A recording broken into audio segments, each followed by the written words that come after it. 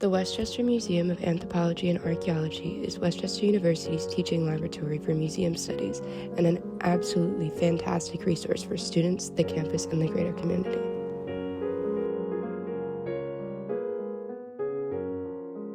It's important to note that the old library was constructed in 1902. As such, it retains a great deal of historical character, but also poses a number of accessibility limitations. This will be outlined in the lobby here. I wanted to highlight how much of a hidden resource the museum can be, and I also wanted to draw attention to how much hard work and effort is put in by the students and staff of the museum. I'm Michael DiGiovine. I'm a professor of anthropology here at Westchester University and also the director of the Museum of Anthropology and Archaeology at Westchester University. How do you go about sourcing the materials for the museum? Well, when you're talking about sourcing materials, there are two kinds of materials that we need for the museum. The first ones would be the hardware, right? The exhibit cases and all that infrastructure that goes into it. As a newer museum that is not benefiting from a large budget right now, we have to work with community partners such as the Chester County History Center, Delaware Museum of Nature and Science, and other organizations that, you know, when they don't have need for some cases or vitrines, they'll give it to us, or we can buy it for cheap.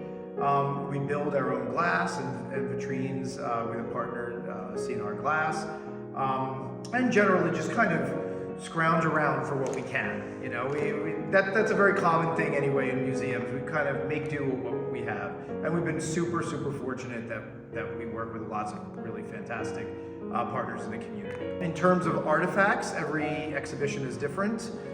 We have a collection here at the museum of about 300,000 artifacts. That's a lot of artifacts. A lot of them are tiny little pottery sherds and arrowheads. So, you know, that does increase the number, but we still curate and care for really fragile and really ancient, some very old artifacts that can be even up to 8,000 years old. Student involvement is absolutely key to this museum. I think that's something that really sets us apart, not only from other sort of similar institutions here at Westchester, but also a lot of university museums in other universities, which all of them kind of tend to have professional staff, which they need, of course, because we have to curate all these artifacts, and we have professional staff as well. But typically that staff and those professors are the ones that are curating exhibitions. Here, we see ourselves as a teaching museum, a living laboratory, and so every single thing that you see here, every exhibition, and we usually have to do 2 at a time, are completely student co-curated. And then with students who are curating these individual exhibitions, we also have them go out and kind of talk with different museums, community partners, and other collectors to get specific artifacts that we need for a specific exhibit.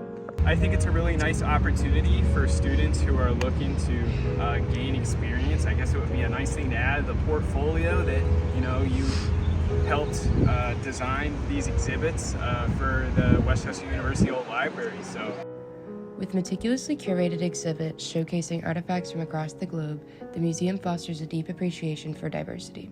Beyond its display cases, the museum serves as an invaluable educational resource, providing opportunities for hands-on learning, research, and collaboration. Its presence enriches the academic landscape on campus, offering a space for exploration and discovery, transcending the traditional classroom. If you don't believe me about how cool it is, come visit for yourself. It's open from Monday through Friday, 9 a.m. to 4:30 p.m. Come embark on a journey through time.